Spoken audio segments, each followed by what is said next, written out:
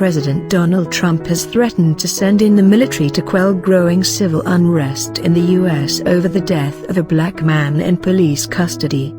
He said if cities and states fail to control the protests and defend their residents, he would deploy the army and quickly solve the problem for them. Protests over the death of George Floyd have escalated over the past week.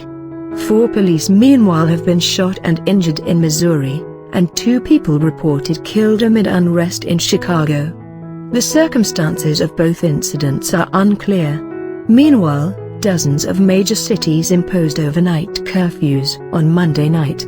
New York City is under lockdown until 5 o'clock, 9 o'clock GMT, on Tuesday, and Washington, D.C. has extended its curfew for another 2 nights.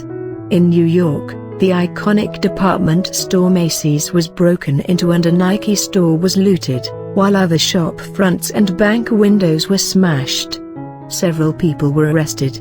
Curfew will begin in the city at 2000 hours, midnight GMT. The protests began after a video showed Mr. Floyd, 46, being arrested in Minneapolis on 25 May and a white police officer continuing to kneel on his neck even after he pleaded that he could not breathe. The officer, Derek Chauvin, has been charged with third-degree murder and will appear in court next week. 3 other police officers have been fired. The Floyd case has reignited deep-seated anger over police killings of Black Americans and racism. It follows the high-profile cases of Michael Brown in Ferguson, Eric Garner in New York, and others that have driven the Black Lives Matter movement. For many, the outrage also reflects years of frustration over socio-economic inequality and discrimination, not least in Minneapolis itself.